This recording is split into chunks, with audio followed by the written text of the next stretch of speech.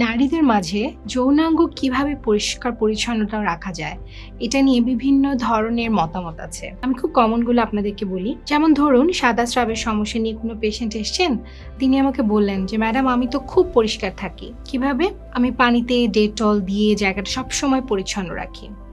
কেউ বা বললেন যে আমি বাথরুমে একটা এক্সট্রা কাপড়ই রাখি, যখন আমি টয়লেট করার পর জায়গাটা আমি ধুয়ে ফেলি, সেই একই কাপড় দিয়ে আমি সবসময় এটাকে মুছে রাখি, ড্রাই রাখি। এই যে বিভিন্ন ধরনের চিন্তা ভাবনা, পাশাপাশি অনেক সময় আমরা দেখি যে বিভিন্ন ধরনের ক্লেনজার পাওয়া যায়, যেগুলো হচ্ছে আমরা বলি ইন্টিমেট ওয়াশের জন্য, সেগুলো অনেকেই ব্যবহার করেন। কারো কারো মধ্যে এই জায়গাটাতে বিভিন্ন ধরনের পাউডার, ট্যাল্ক এগুলো ব্যবহার করারও কিন্তু একটা প্রবণতা দেখা যায়। তো আসলে এই এরিয়াটা যে ইন্টিমেট, একটা খুব সেন্সিটিভ এরিয়া, এই জায়গাটা পরিচ্ছন্নতাটা আমরা কিভাবে মেনটেন করব, সেটা নিয়ে আমার মনে হয়েছে যে পেশেন্টদের মধ্যে কিছু ধারণা আছে যেগুলোকে আমার আসলে কারেক্ট করা প্রয়োজন। প্রথমত আমরা যদি বলি, নারীর যে প্রজনন তন্ত্রের যে অংশ, যেটাকে আমরা এক্সটার্নাল জেনিটালিয়া বলে থাকি, এর অর্থ হচ্ছে বাইরের দিকটা। ভিতরে যে জরায়ু, টিউব, জরায়ুর মুখ থাকে, সেটা কিন্তু আমরা দেখতে পাচ্ছি না। বাইরের দিক থেকে যে অংশগুলো আমরা দেখতে পাই, আমাদের ডাক্তারি ভাষায় এই জায়গাটাকে আমরা বলে থাকি এক্সটার্নাল জেনিটাল এরিয়া।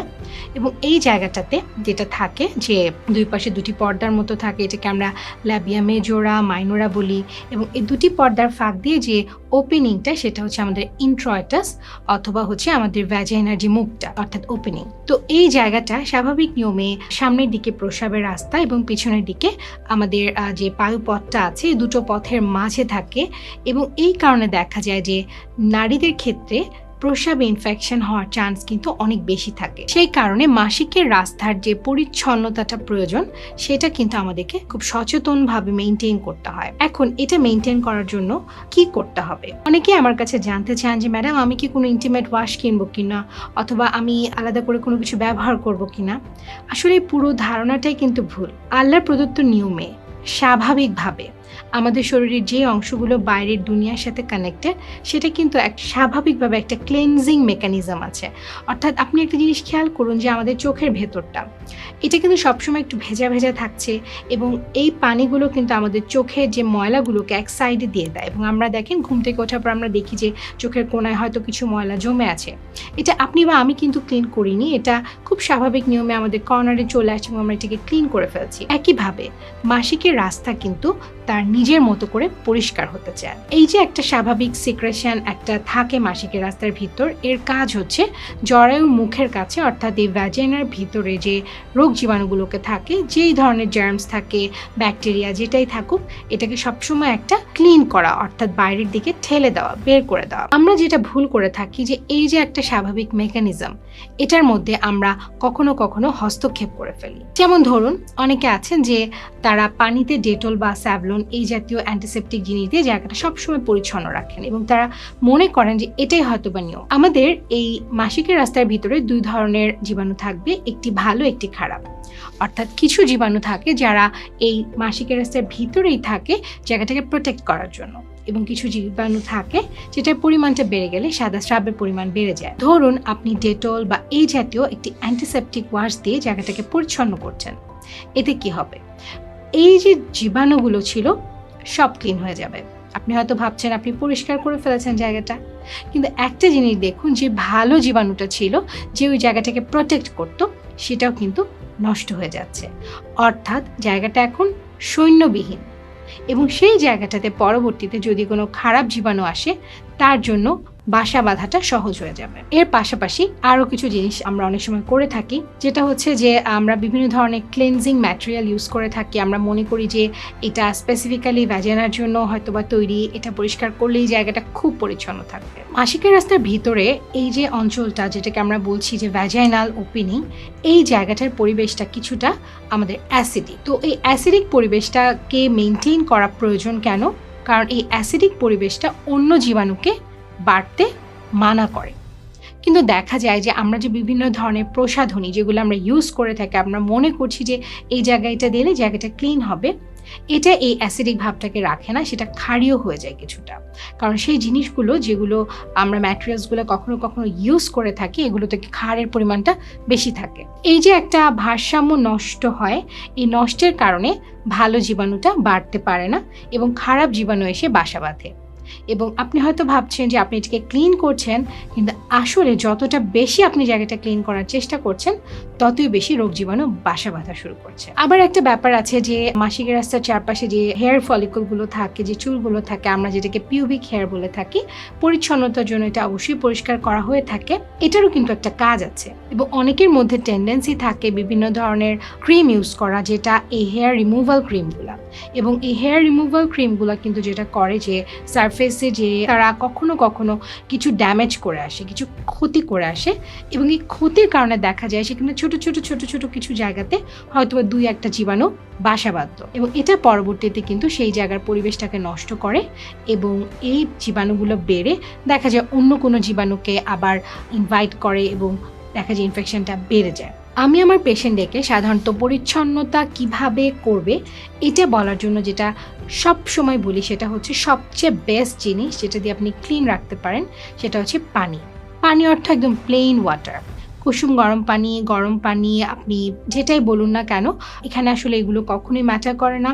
মূলত আপনি পরিষ্কার পানি দিয়ে জায়গাটা পরিষ্কার করতে হবে আপনাকে। কুসুম গরম পানি অনেকে ইউজ করে থাকে, দেখা যায় পানিটা বয়েল করে হয়তো বা সেটা একটু হালকা গরম রেখে ইউজ করে অনেকে আরাম পায়, সেটা তাদের চয়েস। তবে মূল কথা হলো যে পানি দিয়ে পরিচ্ছন্নতা মেনটেন করতে হবে। আপনি অবশ্যই সাবান ব্যবহার করতে পারেন, আপনি যে কোনো কিছু ইউজ করতে পারেন, তবে মনে রাখতে হবে যে এটা কখনোই আমাদের মাসিকের রাস্তার ভেতরের দিকে যেন না যায়, অর্থাৎ ওই জায়গাটা শুধুমাত্র পানি দিয়ে পরিষ্কার করতে হবে আপনাদের। এর পাশে আরও কিছু জিনিস আছে, যেমন পরিচ্ছন্নতার জন্য আমরা যেটা বলি জায়গাটাকে সবসময় শুষ্ক রাখা। এখন জায়গাটাকে ড্রাই রাখতে হলে আপনি প্রস্রাব বা পায়খানার পরে জায়গাটা যখন পরিষ্কার করবেন, তখন আমরা সবসময় অ্যাডভাইস করি যে সামনে থেকে পেছন দিকে পরিষ্কার করা। দেখুন, আমাদের পায়খানার রাস্তাটা কিন্তু পেছনের দিকে, তো আপনি যদি পেছন থেকে সামনের দিকে আসেন, কিছু জীবাণু কিন্তু আপনি ইনভাইট করে নিয়ে চলে আসলেন। অতএব পরিষ্কার করতে হবে সবসময় সামনে থেকে পেছনের দিকে। এবং মাদেরকে আমরা বলে থাকি, যাদের ছোট মেয়ে বাচ্চা আছে, যে যখন আপনি বাচ্চাকে ক্লিন করবেন, অবশ্যই প্রস্রাবের রাস্তা থেকে পেছনের দিকে আপনি যাবেন এটা পরিষ্কার করার জন্য। এর পাশাপাশি কাপড়ের ব্যাপারে কিছু অ্যাডভাইস আমি দিয়ে থাকি। আমাদের দেশের যে তাপমাত্রা, যে পরিবেশ, এটার জন্য সবসময় কটন বেস্ট, এবং যে ইনার গার্মেন্টস বা প্যান্টি যদি আপনারা ব্যবহার করেন, অবশ্যই আপনারা কটনের ইউজ করবেন, এতে বাতাস চলাচল করে।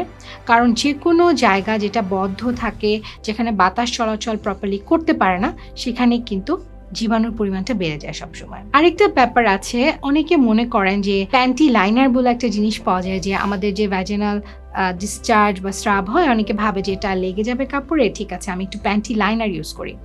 এতে যেটা সমস্যা হয় যে প্যান্টি লাইনারের মধ্যে যখন একটা লম্বা সময় সিক্রেশনটা জমতে থাকে, সেখানকার পরিবেশ কিন্তু কিছুটা আর্দ্র হয়ে যায়। তো আমি যেটা বলবো যে এই ধরনের জিনিসপত্র না ইউজ করাই সব থেকে ভালো। আপনি যদি চেঞ্জ করতে চান ফ্রিকোয়েন্টলি, আপনি নিজের অন্তর্বাসটা পরিবর্তন করে ফেলতে পারেন, বাট সবচেয়ে ভালো হয় যদি আপনি সবসময় এটা পরিষ্কার রাখেন এবং একদম কটন কাপড় ইউজ করেন।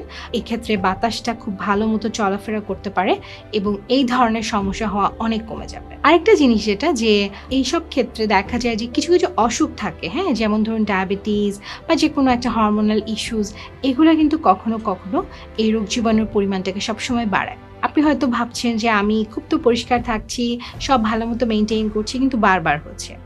এসব ক্ষেত্রে কিন্তু অবশ্যই ডক্টরের সাথে কথা বলা উচিত এবং আন্ডারলাইন কোনো কারণ আছে কিনা সেটা খুঁজে বের করতে হবে। নারীদের ক্ষেত্রে আরেকটা যেটা ইস্যু, যে মাসিকের সময় যে প্যাড ইউজ করা হয়, অথবা আমাদের দেশে অথবা দেশের বাইরে সাধারণত ট্যাম্পন ইউজ করে। তো দেখা যায় যে ট্যাম্পনটা অনেক লম্বা সময় যদি রয়ে যায়, এটা কিন্তু রোগ জীবাণুকে ইনভাইট করে থাকে এবং এটা ফ্রিকোয়েন্টলি অন্তত 8 ঘন্টা পরপর যেন চেঞ্জ করে ফেলা হয় প্যাডও, এটা কিন্তু আমাদেরকে খেয়াল রাখে। নারীদের যোনিপথের পরিচ্ছন্নতা নিয়ে আসলে অনেক ধরনের আইডিওলজি অনেকের মধ্যে আছে। একটা কথা আমাদের সবসময় মনে রাখতে হবে যে আমাদের শরীরে এই জায়গাটা পরিষ্কার করার জন্য শরীরের নিজের ন্যাচারাল মেকানিজম আছে।